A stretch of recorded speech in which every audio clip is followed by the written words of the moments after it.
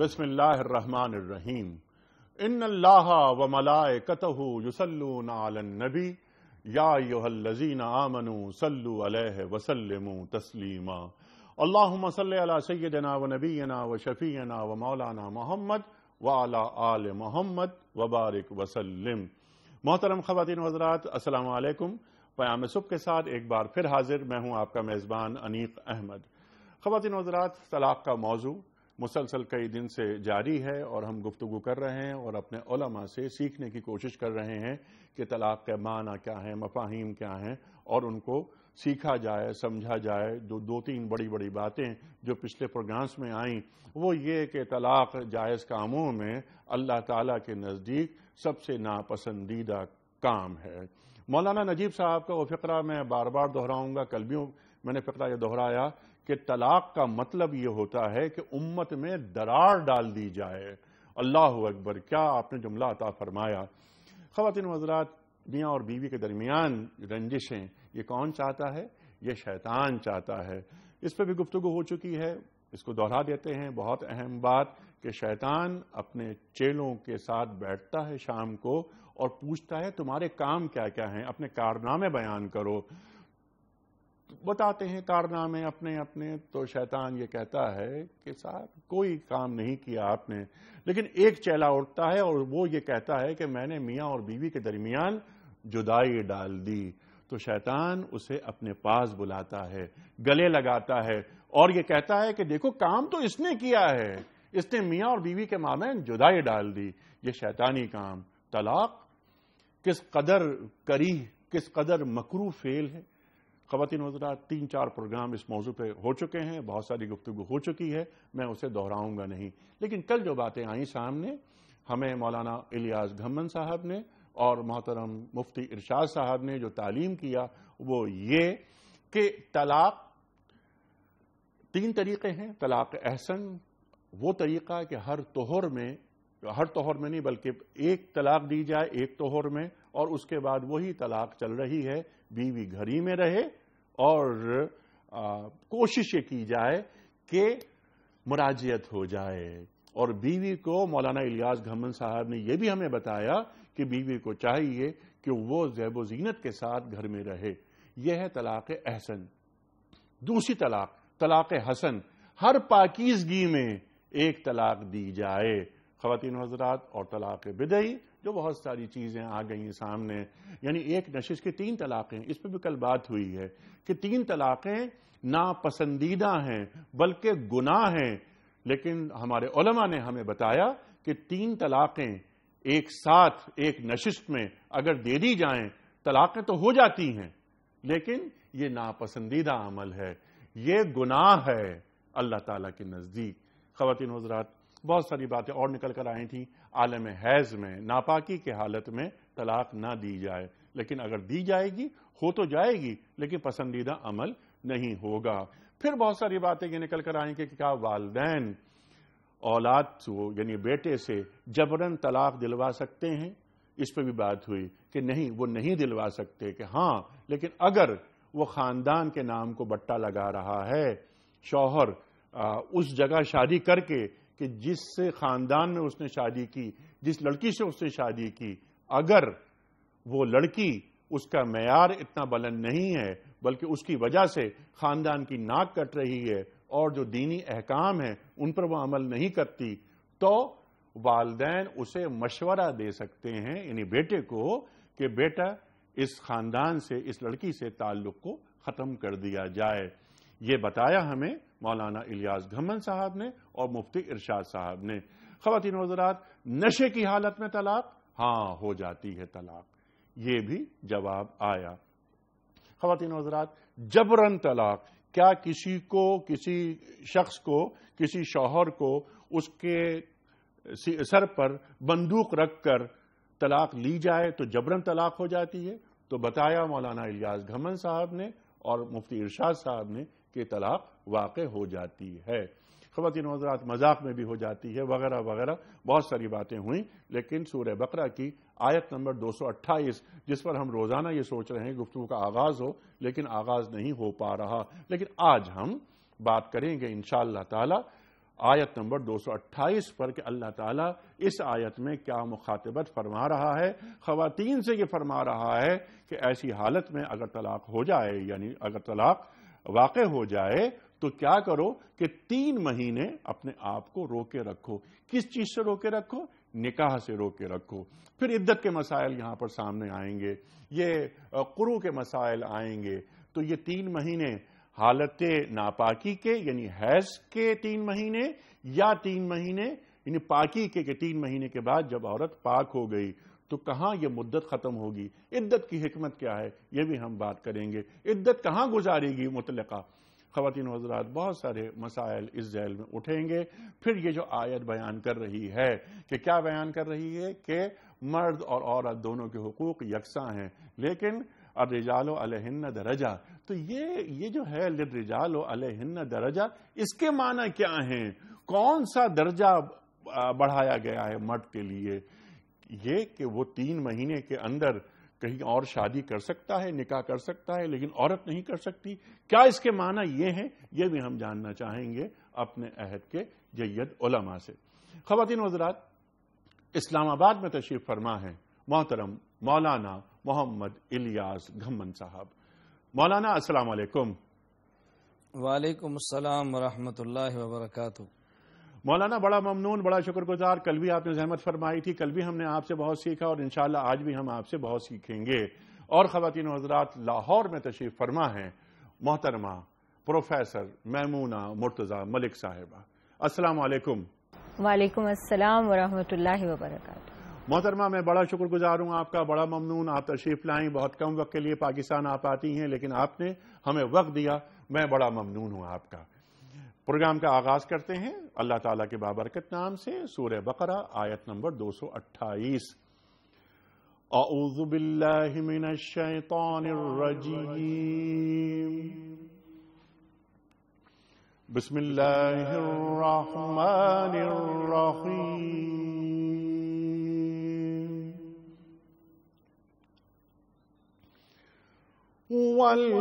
والمطلقات يتربصن بأنفسهن 3 قروء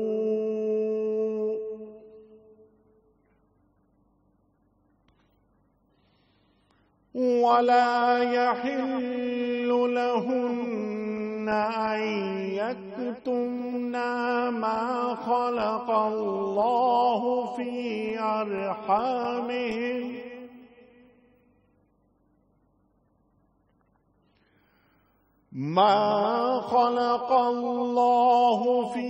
أرحامهن إن كن يؤمن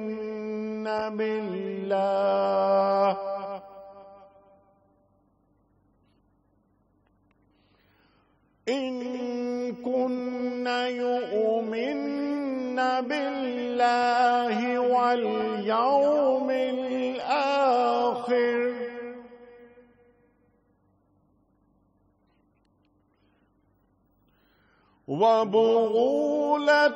وبعولتهن أحق بردهن في ذلك إن أرادوا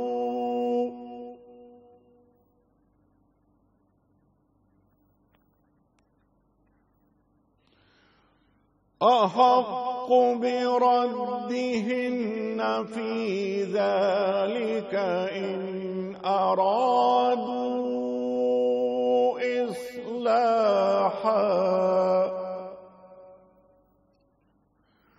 ولهن مثل الذي عليهن بالمعروف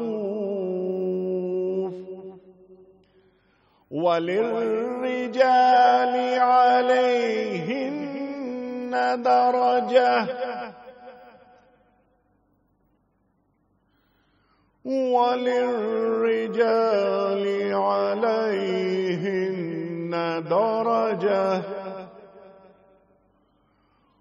والله عزيز حكيم. صدق اللہ العظیم۔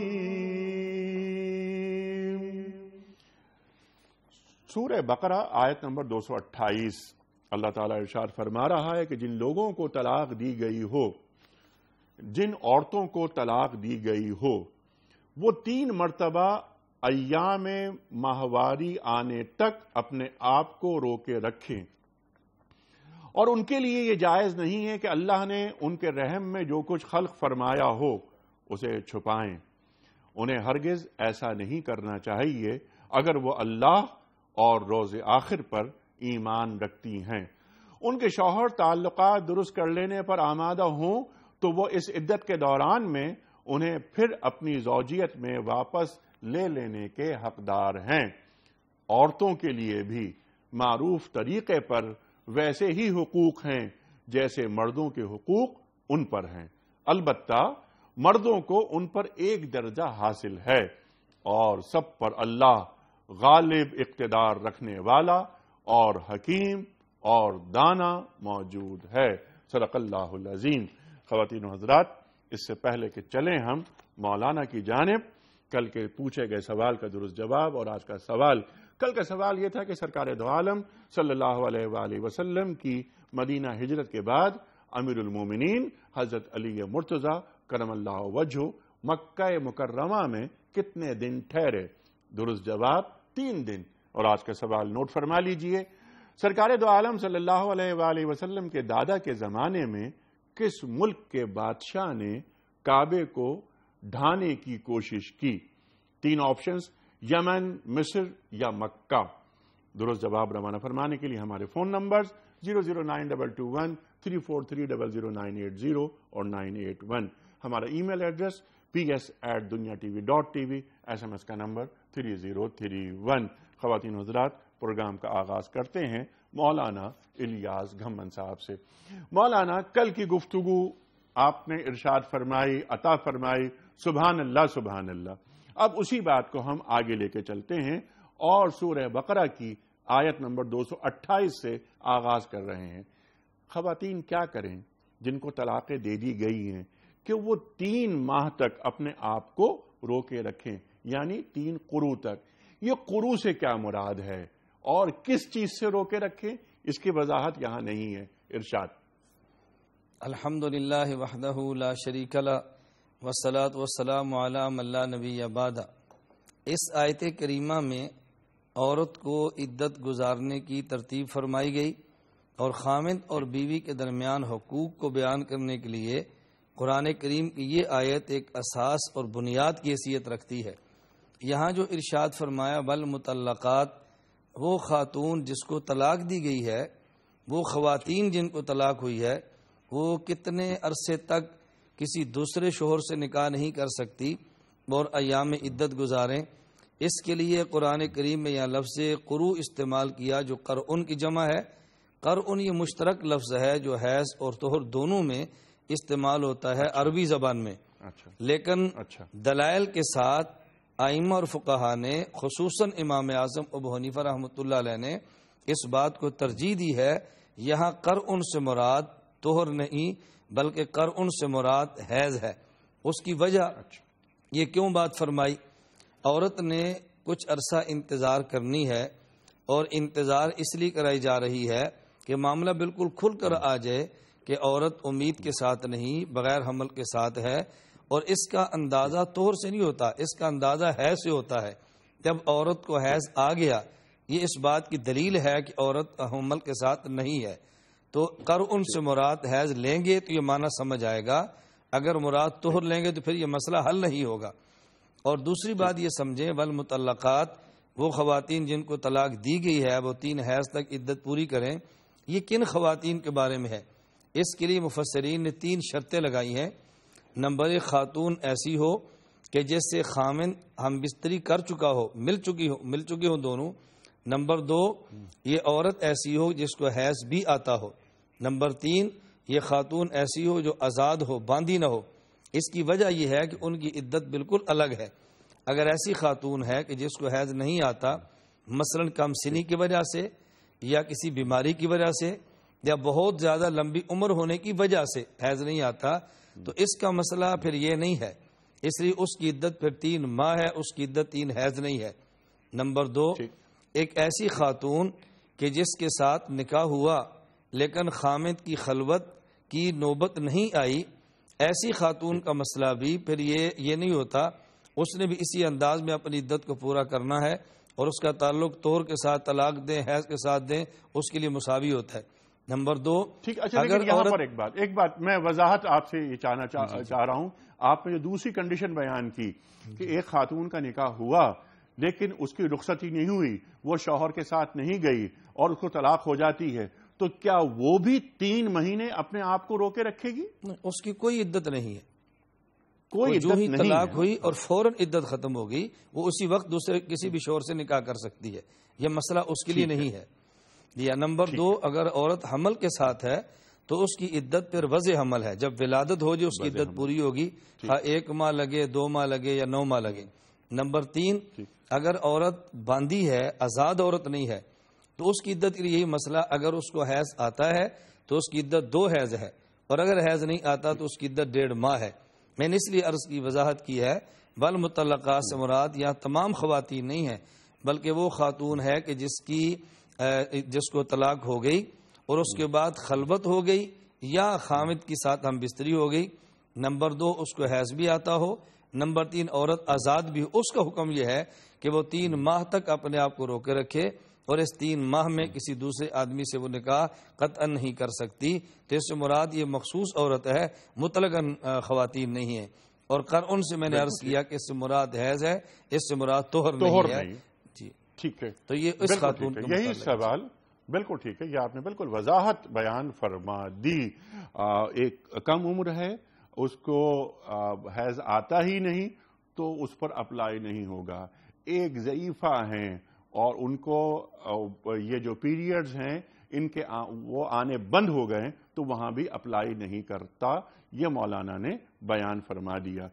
میں اسی آیت کو اور آیت کے اس حصے کو محترمہ میمونہ مرتضی ملک صاحبہ آپ کی خدمت میں رکھتا ہوں، اور یہ عدت کی جو حکمت ہے میں یہ چاہتا ہوں کہ ذرا عدت کی حکمت پر گفتگو آپ فرمائیں، اور یہ بھی فرمائیں کہ یہ عدت کا جو عرصہ ہے یہ عورت مطلقہ وہ کہاں گزارے گی؟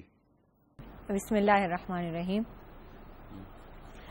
عدت گنتی کو کہتے ہیں، اور یہ جیسے کہ مولانا نے فرما دیا کہ ثلاثۃ قروء ہیں، 3 پیریڈز ہیں، ان کا اینڈ ہے، اور اس کی مصلحت یہ ہے، یہ بھی مولانا نے بتایا کہ دیکھا جائے کہ عورت پریگننٹ تو نہیں، اور دوسری مصلحت بھی ہے، اگر وہ پریگننٹ نہ بھی ہو تو صلح کی گنجائش رہے، رجوع کی گنجائش رہے، اپنے آپ کو روک کے رکھے۔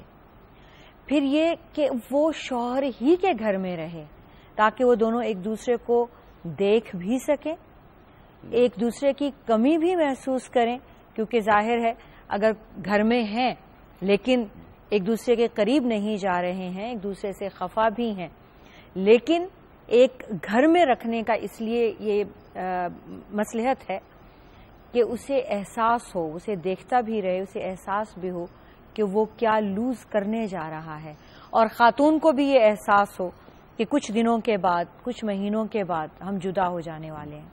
تو کیا کوئی ایسی صورت ہے کہ اپنے رویوں میں چینج لا کر تھوڑا صبر کر کے، یا وہ باتیں جن سے ایک دوسرے سے نفرت یہاں تک لے آئی کہ ایک طلاق ہو گئی، ایسی واپسی کی صورت ہے کہ یہ دوسری کی نوبت نہ آئے؟ تو یہ ہر ایک طلاق پر اسی طرح سے ہی ہوگا، یعنی ایک طلاق دے دی تو 3 قروء تک آپ کے پاس رجوع کرنے کا اختیار بھی ہے، اور آپ اگر 3 قروء گزر جاتے ہیں اور رجوع نہیں کرتے، جیسے کہ ایک صحابیہ نے سیدنا عمر فاروق سے آ کر کہا کہ امیر المومنین میں اس حال میں تھی کہ میں 3 حیض مکمل کرنے کے بعد میں واش روم میں پہنچ گئی نہانے کے لیے اور میرے شوہر نے رجوع کر لیا، تو کیا انہیں اختیار ہے؟ تو امیر المومنین نے تمام صحابہ سے مشورہ کے بعد انہیں رجوع کا اختیار دے دیا۔ طلاق آپ چونکہ پہلے سے یہ پروگرامز کر رہے ہیں، اللہ کے نزدیک ابغض الحلال ہے، سب سے ناپسندیدہ چیز ہے، اور سب سے بڑی بات یہ ہے کہ یہ اللہ کے نام سے ہم کسی پرائی عورت کو اپنے اوپر حلال کر لیتے ہیں۔ وہی رشتہ اگر بغیر اللہ کا نام لیے رکھا جائے تو یہ گناہ کبیرہ ہوگا، بدکاری ہوگا۔ وہی رشتہ جب اللہ کو گواہ بنا کر اللہ تعالیٰ کا نام بیچ میں ڈال کر کیا جاتا ہے تو اسے نکاح کہتے ہیں، اور رسول پاک صلی اللہ علیہ وسلم کی سنت بھی ہے اور اللہ کا نام کی محبت بھی ہے۔ جب ہم یہ قطع کرتے ہیں، اس کو کاٹتے ہیں یا توڑتے ہیں تو اللہ تعالیٰ کو تکلیف پہنچتی ہے، اور شیطان کی خوشی سب سے زیادہ اس بات سے ہے، اس بات سے نہیں ہے کہ ایک مرد ایک عورت سے جدا ہو گیا، وہ سارا دن لڑائیاں کرواتا ہے، اسے اس بات سے ہے کہ جس نام کو لے کر دید لحاظ اور محبت شروع ہوئی تھی اس نام کو تکلیف پہنچائی ہے، اس نام کا لحاظ ختم ہو رہا ہے۔ اب دیکھیے کہ عدت میں جب ایک خاتون گھر پہ ہوتی ہے شوہر کی ذمہ داری ہوتی ہے۔ ہمارے ہاں تو معاشرے کا جو ہے چلن بالکل اور ہے، طلاقیں ہوتی ہیں تو دشمنیاں پہلے ہو جاتی ہیں، واپسی کے سارے راستے بند ہو جاتے ہیں، بھلے بیچ میں اولاد ہی کیوں نہ ہو، اور فوراً ہی گھر والے آ کر بیٹی کے گھر والے اسے لے جاتے ہیں، یا لڑکی خود ہی چلی جاتی ہے، یا شوہر ہی نکال دیتے ہیں۔ ہر ایک صورت میں ہم خود ہی واپسی کے دروازے اپنے معاشرے میں بند کر دیتے ہیں، اور اسی لیے ایک ایک طلاق کا حکم ہے۔ ایک ساتھ تینوں طلاقوں سے منع ہی اسی لیے کیا کہ واپسی کے راستے بند نہ کرو۔ آپ صلی اللہ علیہ وآلہ وسلم نے سیدنا عمر فاروق کے بیٹے پر آپ غضبناک ہوئے، آپ کھڑے ہو گئے، آپ نے فرمایا میں تمہارے بیچ میں ہوں اور تم اللہ کے احکامات کا مذاق بناتے ہو، اور فوراً رجوع کا حکم دیا، اور سیدنا عمر فاروق نے تو کوڑے بھی لگوائے ایک ساتھ 3 طلاقیں دینے والوں کو۔ تو یہ ایک ایک طلاق کی بھی مصلحت یہی ہے کہ واپسی کے راستے کھلے رہیں، اور یہ 3 قروء کا تو مولانا بہت اچھے سے سمجھا چکے ہیں کہ یہ واضح ہو جائے کہ پریگننسی نہیں ہے۔ اب دیکھنا یہ ہے کہ ایج والی بات وہ بھی آپ بہت اچھے سے سب کر چکے ہیں کہ اگر ایج ایسی ہے کہ مینوپاز ہے اور آپ کو ضرورت ہی نہیں ہے کہ آپ اس طرح سے دیکھیں تو پھر وہ ظاہر ہے کہ پابندیاں کم ہو جاتی ہیں، اور جن کی رخصتی نہیں ہوئی تو ان پر تو عدت ہی نہیں ہے۔ بالکل ٹھیک ہے، یہ بات بالکل کلیئر ہو گئی، اور یہ بات اس لیے 3 مہینے روکا گیا ہے۔ حکمت یہ ہے کہ اگر دوران حمل یہ کچھ معاملات ہیں تو واضح ہو جائے، تاکہ وہ نسب وغیرہ کا جو مسئلہ ہے وہ کلیئر ہو جائے کہ عورت پیگننٹ تو نہیں ہے۔ اس پہ دونوں نے تفصیل سے ہمیں بتا دیا۔ مولانا یہ جو آگے اب یہ جو بات ہو رہی ہے کہ یہ عورتوں کے لیے ضروری ہے، وہ جو اللہ پر اور روز آخر پر ایمان رکھتی ہیں ان کے لیے یہ اللہ تعالیٰ فرما رہا ہے اسی ذیل میں، لیکن اس کے ساتھ ساتھ یہ ایک بہت اہم بات ہے کہ ان کے شوہر اگر تعلقات درست رکھنے پر آمادہ ہوں تو دوران عدت وہ اپنی بیوی کو دوبارہ زوجیت میں لے سکتے ہیں۔ اب یہ بتائیے کہ اس میں ہمیں سمجھائیے کہ یہ عرصہ یعنی کب تک یہ اختیار رہتا ہے اور کہ وہ بیوی کو دوبارہ اپنی زوجیت میں لے لے، اور کیا زوجیت میں یعنی آ کر بیان کر دینا کافی ہے قولن یا فعلن، یا دوبارہ نکاح کی ضرورت تو نہیں ہوتی؟ 2 باتیں گزشتہ گفتگو میں بہت ضروری ہے سمجھنی، جو شاید رہ گئی ہیں، آپ نے توجہ نہیں فرمائی۔ نمبر 1 جو ابھی محترمہ ارشاد فرما رہی تھی کہ عبداللہ بن عمر رضی اللہ عنہما نے طلاق دی اور رسول اکرم صلی اللہ علیہ وسلم رجوع کا حکم فرمایا، وہ 3 طلاق نہیں تھی بلکہ وہ حالت حیض میں طلاق تھی، اور آپ نے فرمایا کہ تم رجوع کرو، اگر طلاق دینی ہے تو حالت طہر میں دو۔ اگر کوئی شخص 3 طلاق دے دے تو اس وقت رجوع کا اختیار قطعا نہیں رہتا۔ وہ جو حدیث مبارک موجود ہے، ایک صحابی نے طلاق دی، نبی پاک صلی اللہ علیہ وسلم کو پتہ چلا، قام غضبان، حضور غصے میں کھڑے ہو گئے اور فرمایا ایولو بکتاب اللہ وانا بین اظہرکم، میں تمہارے درمیان موجود اور تم قرآن سے کھیلتے ہو۔ حتیٰ کہ ایک صحابی نے کہا یا رسول اللہ فلا اقتلہ، مجھے آپ اجازت دیں میں اس کو قتل کر دوں، اتنا سخت اس نے جرم کیا ہے۔ تو 3 طلاق کے بعد رجوع کی گنجائش نہیں ہوتی، وہ حالت حیض میں طلاق تھی۔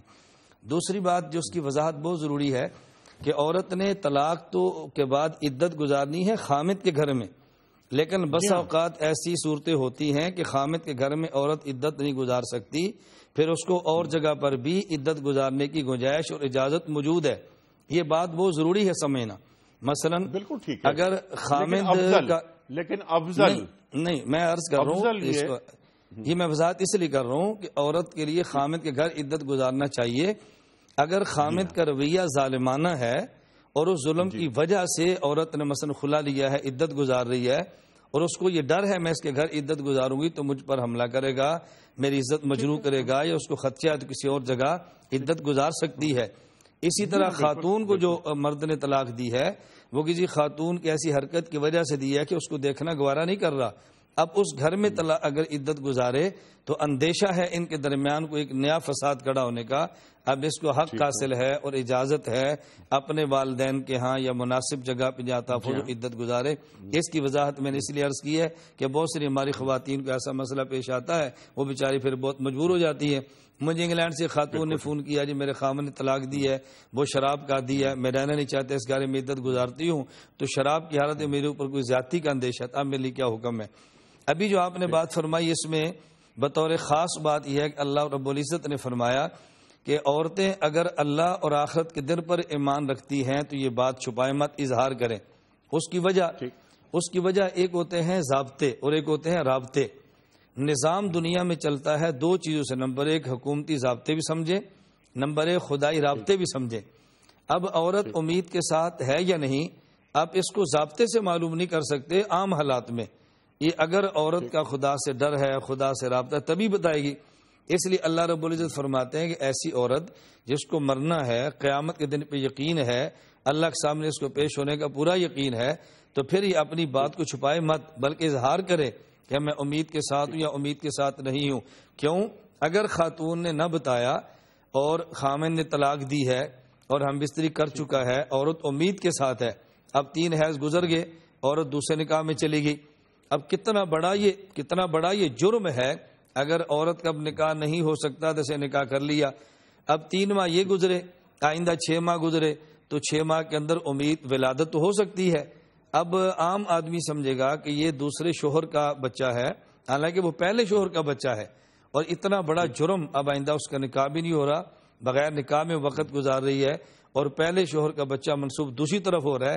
اس لیے فرمایا کہ خدا سے ڈرتی ہے، اس کو سمجھنا چاہیے میں قیامت کو خدا کو حساب دوں گی، میں نے جواب دہی ہونا ہے، موت سامنے رکھے. تو جب تک خدا کا خوف اور حساب کیا حشر کا خوف نہ ہو، آدمی ایسی باتیں پھر چھپاتا ہے، اور جب خوف آ جائے پھر انسان چھپانے سے ڈرتا ہے. اس لیے وضاحت فرمائی ہے ان کن یؤمن باللہ والیوم الآخر. یہ تو ہدایت ہے عورت کے لیے. اور خامد کو فرمایا کہ تمہیں رجوع کا حق حاصل ہے، لیکن یہ ذہن میں رکھو ان ارادو اصلاح، اگر تم یہ سمجھتے ہو مجھ سے غلطی ہو گئی ہے، میں نے طلاق دی ہے یا میں نے جذبات میں بات کہہ دی ہے، یا عورت جس کسی غلطی میں مبتلا تھی طلاق دی ہے اور اس کو اپنی غلطی کا احساس ہے، آئندہ بدلنا چاہتی ہے، اگر یہ موافقت اور اصلاح کا ارادہ ہو پھر خامد رجوع کرے. لیکن یہ ظلم نہ کرے، رجوع صرف اس وجہ سے کرے ایک طلاق دی ہے، جب تیسرے حیض پہ پہنچی اور رجوع کر لے. اب عورت پھر بیچاری پریشان، میں کیا کروں، میں نے تو پہلے بڑی مشکل سے 2 بندے درمیان میں ڈال کے طلاق دلائی اور جیسے بھی تھا. تو اگر خیر خواہی کا جذبہ ہو تو رجوع کرے، خیر خواہی کا جذبہ نہ ہو تو پھر رجوع نہ کرے. عورت کو عدت پوری کرنے کے بعد کسی اور شوہر کے یہاں جانے دے تاکہ وہ اپنی زندگی آرام اور سکون کے ساتھ. ٹھیک ہے مولانا، وہ رجوع کرنا چاہتا ہے اور لیکن عورت اس پر راضی نہیں ہے، ایسی صورت میں جب نکاح ہو تو پھر عورت کا راضی ہونا ضروری ہے. عورت راضی نہ ہو تو خامد سے نکاح نہیں ہو سکتا. لیکن رجوع اور طلاق دونوں کے لیے عورت کی رضامندی کوئی شرط نہیں، اس لیے کہ جب تک عورت عدت میں ہے یہ گویا خامد کے نکاح میں ہے، ابھی یہ خامد کے نکاح سے نکلی نہیں ہے. یہی وجہ کہ دوسرے کسی شوہر سے نکاح نہیں کر سکتی، تب اس کی رضا عدم رضا کو کوئی دخل نہیں. عورت چاہے تب بھی رجوع ہو سکتا ہے، عورت نہ چاہے تب بھی ہو سکتا ہے. اور اہم بات یہ سمجھیں کہ اگر اس پر میں عرض کروں گا اگر گواہ نہ ہوں خامد رجوع کر لے تو تب بھی کر سکتا ہے. بس اگر بعض لوگ کہتے ہیں جی اس نے رجوع کے لیے اس پر کوئی گواہ تو نہیں ہے، تو اس کا زبان سے رجوع اقرار کر لینا کافی ہے، نہ گواہ ہوں تب بھی رجوع معتبر ہوگا اس کا. اس میں عورت کی رضا عدم رضا کا کوئی اعتبار نہیں ہے. کوئی اعتبار نہیں. محترمہ یہی سوال آپ کی خدمت میں. جی انیک بھائی، یہ للرجال علیہن درجہ کا مطلب ہی یہی ہے کہ چونکہ طلاق کا اختیار اللہ تعالیٰ نے مرد کو دیا ہے، اس معاملے میں مرد کو عورت پر ایک درجہ فضیلت عطا کی ہے. اس معاملے میں چونکہ اختیار اسی کو ہے تو رجوع کا طلاق کا حق بھی اسی کو ہے، رجوع کا حق بھی اسی کو ہے، اسی کو ہے. اچھا اسی کو ہے. عورت چاہتی بھی ہو کہ وہ صلح کر لے لیکن شوہر رجوع نہیں کرنا چاہتا تو نہیں ہوتا. اسی طرح یہی فضیلت ہے. اسی بات کو پہلے جیسے کہ مولانا بتا رہے تھے میں تھوڑا سا اور واضح کر دوں کہ پرانے زمانے میں جاہلیت کے ایام میں عورتوں کو ستانے کے لیے اس سے پہلے کہ وہ 3 حیض مکمل ہوتے رجوع کر لیا جاتا، اس کے بعد پھر طلاق دے دی جاتی، پھر رجوع کر لیا جاتا اور یوں ان کی زندگی کو کھیل تماشا بنا دیا جاتا. یہاں اللہ تعالیٰ نے 3 طلاقیں بلکہ 2 طلاقیں، طلاق و مرتان کہہ دیا، 2 طلاقیں ہیں. فَإِمْسَاكٌ بِمَعْرُوفٍ أَوْ تَسْرِيحٌ بِإِحْسَانٍ. تیسرا تو فیصلہ کن بات ہے، یا تو رکھنا ہے تو طریقے سلیقے سے رکھو، نہیں تو احسان کر کے تحفے تحائف دے دلا کے چھوڑو. تو یہ پھر طے فرما دیا، حد بندی کر دی. جیسے 4 شادیوں کی بھی حد بندی کی، اسی طرح سے طلاق کی بھی حد بندی کی کہ تماشا نہ بناؤ کسی عورت کی عزت کو. یہ نہیں ہے کہ جتنی طلاقیں تم مرضی چاہے دیتے چلے جاؤ اور جب تم اس کو ستانے کے لیے چاہے روک لو. یہ درجہ تمہیں ضرور عطا کیا ہے کہ طلاق کا اختیار تمہیں ہے. اور رجوع کا بھی. اور ایک واقعہ بھی ہوا تھا کہ ایک صحابیہ اور ایک صحابی کے مابین طلاق ہو گئی اور وہ صحابیہ اپنے بھائیوں کے پاس اپنے گھر چلی گئیں. وقت عدت کا مکمل ہو گیا. اب شوہر نے بیوی سے معافی مانگ لی اور چاہا کہ وہ نکاح کر کے انہیں واپس لے آئیں، لیکن ان کے بھائی راضی نہ ہوئے کہ یہ ہماری عزت سے کھیلنے والی بات ہے، ہم نہیں کرتے. تو اللہ تعالیٰ نے بھی اس کی اجازت عطا کی کہ شوہر کو اختیار ہے، وہ پہلا حقدار ہے کہ وہ کسی اور سے نکاح کریں، یا وہ میاں بیوی دونوں اور بیوی بھی معاف کر چکی ہیں اور ساتھ میں رہنا چاہتی ہیں تو شوہر کو رجوع کا بھی اختیار ہے.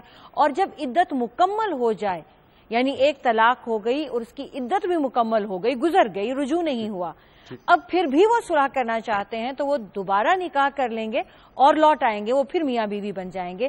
تو یہ والا بھی مرد کو حق دیا کہ وہ زیادہ حقدار ہے اس بات کا کہ وہی اپنی بیوی کے پاس لوٹ جائے اور وہی بیوی اسی شوہر کے پاس لوٹ جائے، اگر دونوں آپس میں انسانوں کی طرح، اچھے مسلمانوں کی طرح اور اللہ کی رضامندی اور خوشنودی کو سامنے رکھتے ہوئے زندگی گزار سکتے ہیں.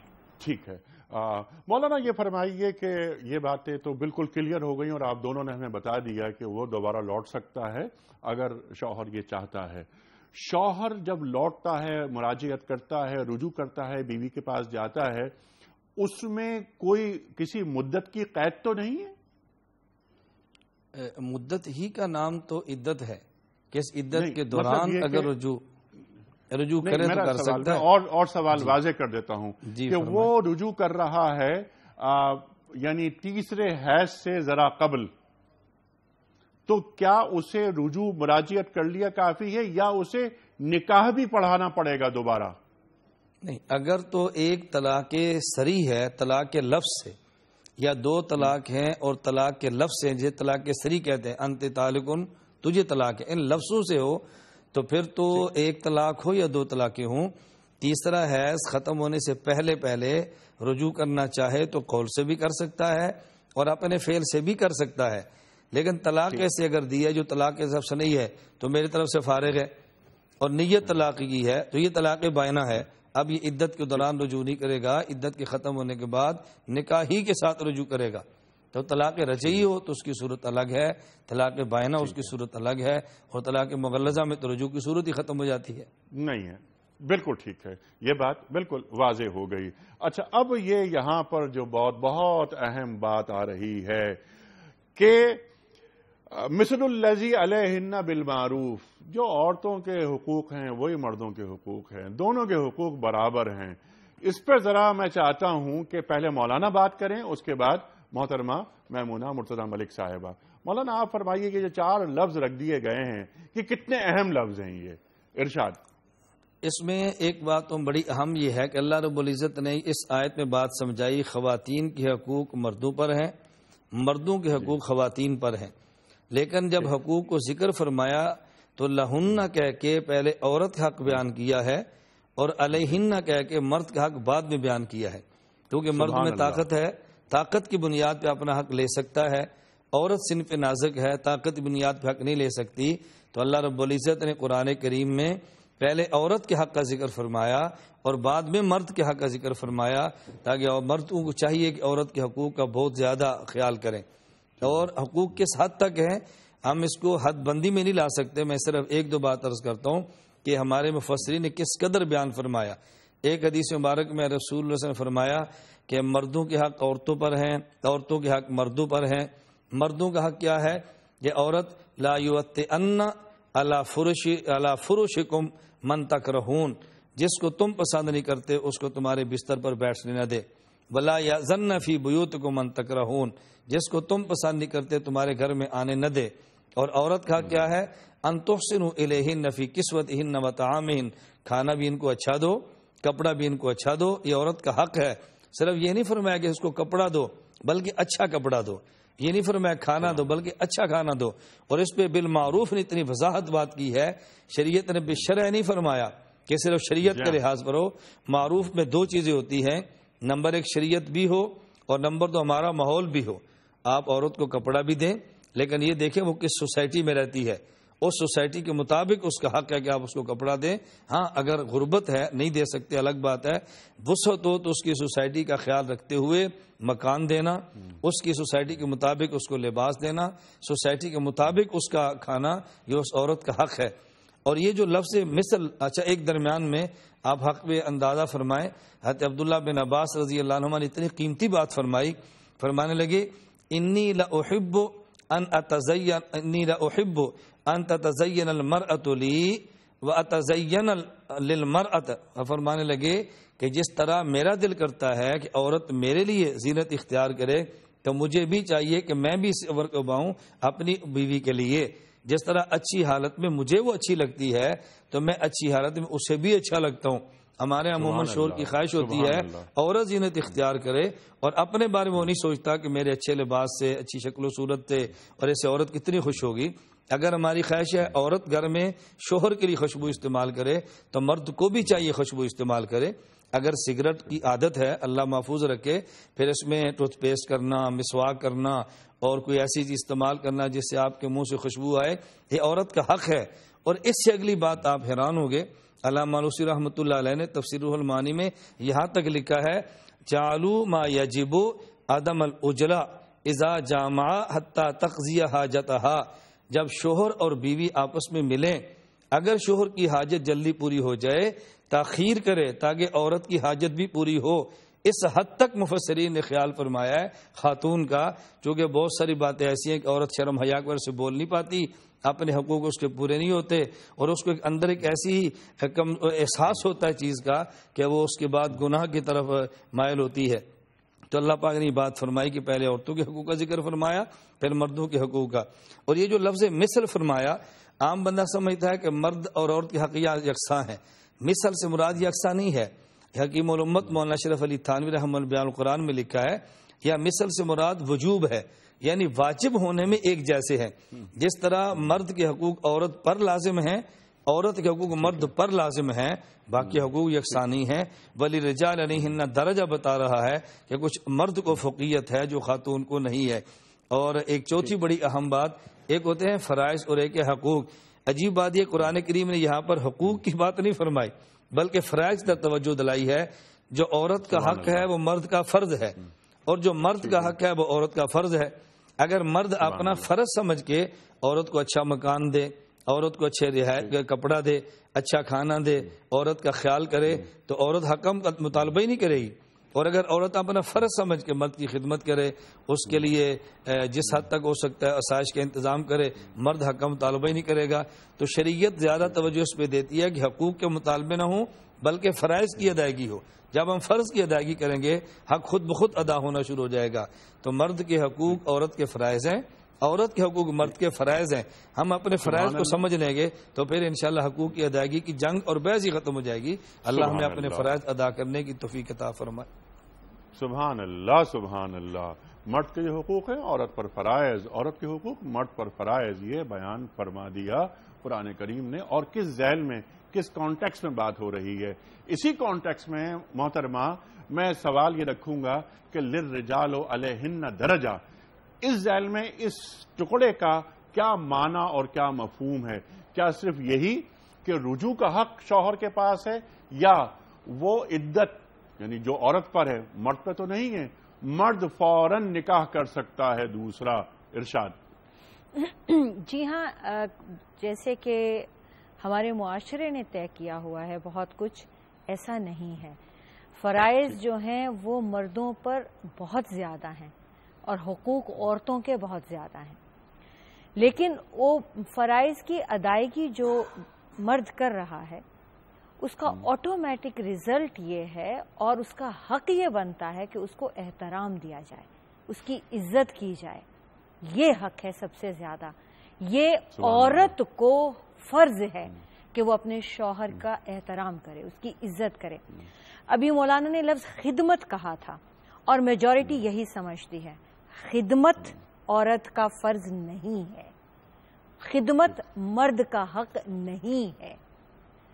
احترام، عزت اور شوہر کی عزت کی حفاظت، اس کی ناموس کی حفاظت، اس کی موجودگی میں بھی غیر موجودگی میں بھی، یہ مرد کا حق ہے اور اس پر مرد کو فضیلت دی ہے۔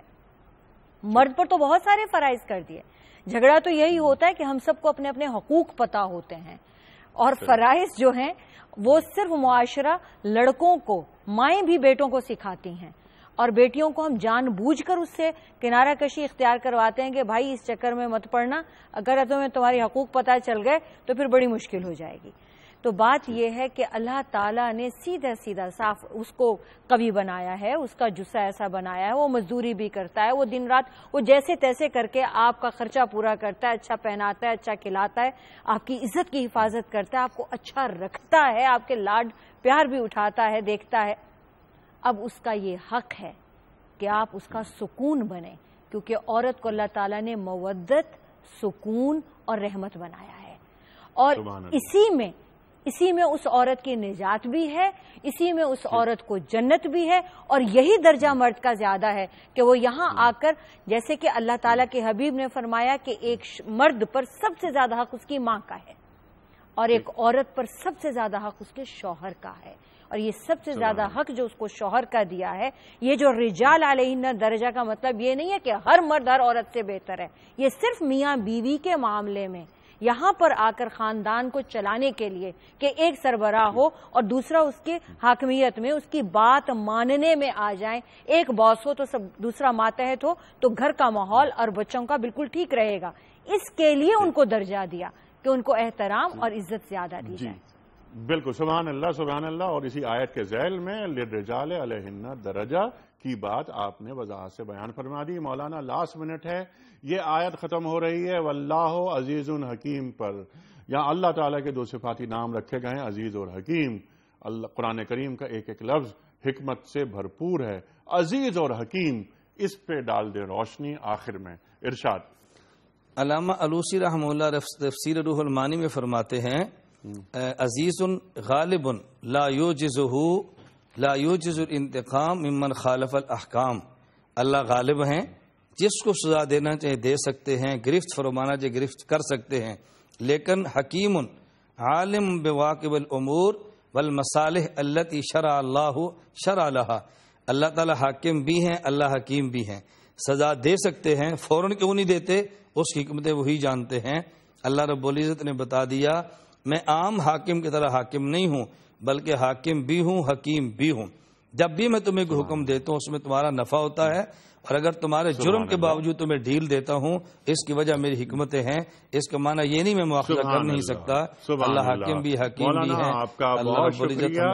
اور یہاں پر عزیز اور حکیم کی صفات بھی بیان فرما دی جیسا کہ مولانا نے فرمایا، اور اقتدار طاقتور وہ اللہ ہے کہ دیکھو یہ خیال رکھنا ذہن میں، اور عورتوں کے حقوق مردوں پہ ہیں، مردوں کے حقوق عورتوں پہ ہیں، ایک دوسرے کے حقوق سلب نہیں کرنا۔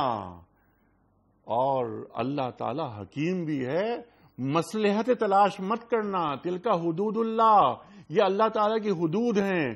بعض لوگ اپنی حکمتیں تراشتے ہیں اور تلاشتے ہیں، ایسا نہ کرو، کیونکہ اللہ تعالیٰ سے بڑھ کر حکیم کوئی نہیں ہو سکتا۔ اور یہاں پر عزیز کی صفت رکھی کہ میں ہوں غالب، میں ہوں مقتدر، اور وہ ہوگا جو میں چاہوں گا۔ یہ قرآن کریم ہمیں تعلیم کر رہا ہے۔ خواتین و حضرات، مولانا الیاس گھمن صاحب اور پروفیسر میمونہ مرتضی ملک صاحبہ نے آج سورہ بقرہ کی آیت نمبر 228 کے تعلق سے ہمیں تعلیم فرمایا۔ بہت اہم گفتگو ہوئی۔ پروگرام یہاں پر ختم ہوتا ہے، لیکن کیونکہ آج کراچی میں میرا کوئی مہمان نہیں ہے تو خواتین و حضرات یہ جو فریضہ ہوتا ہے یہ مجھے ادا کرنا پڑ رہا ہے، اور آج کے جو ونر ہیں وہ ہیں محمد عرفان ہاشمی صاحب لاہور سے۔ آپ کی خدمت میں دنیا ٹی وی کی جانب سے کتابوں کا تحفہ پیش کیا جا رہا ہے۔ کل ہم نے سوال یہ رکھا تھا کہ سرکار دو عالم صلی اللہ علیہ وآلہ وسلم کی مدینہ ہجرت کے بعد امیر المومنین حضرت علی مرتضی کرم اللہ وجہہ مکہ مکرمہ میں کتنے دن ٹھہرے؟ درست جواب 3 دن۔ آج کا سوال نوٹ فرما لیجئے۔ سرکار دو عالم صلی اللہ علیہ وآلہ وسلم کے دادا کے زمانے میں کس ملک کے بادشاہ نے کعبے کو ڈھانے کی کوشش کی؟ 3 آپشنز، یمن، مصر یا مکہ۔ درست جواب روانہ فرمانے کے لیے ہمارے فون نمبرز 009221343000980 اور 981، ہمارا ای میل ایڈریس ps@dunyatv.tv، ہمارا SMS کا نمبر 3031۔ اور خواتین و حضرات، پروگرام کا اختتام ہوتا ہے آج کی بات پر۔ قول ہے صاحب نہج البلاغہ امیر المومنین حضرت علی مرتضی کرم اللہ وجہہ کا۔ آپ فرماتے ہیں کہ جس کی امیدیں چھوٹی ہوتی ہیں اس کے عمل درست ہوتے ہیں، جس کی امیدیں لمبی ہوتی ہیں اس کے عمل خراب اور ناقص ہوتے ہیں۔ خواتین و حضرات، انیق احمد کو اجازت، کل انشاءاللہ ملاقات ہوگی، اور اگلی آیت یہ 229 شروع ہو رہی ہے الطلاق مرتان کے حوالے سے۔ حالانکہ اس آیت پر تھوڑی سی گفتگو آج بھی ہوئی، لیکن تفصیل سے ہم کل بات کریں گے۔ انیق احمد کو اجازت، خدا حافظ۔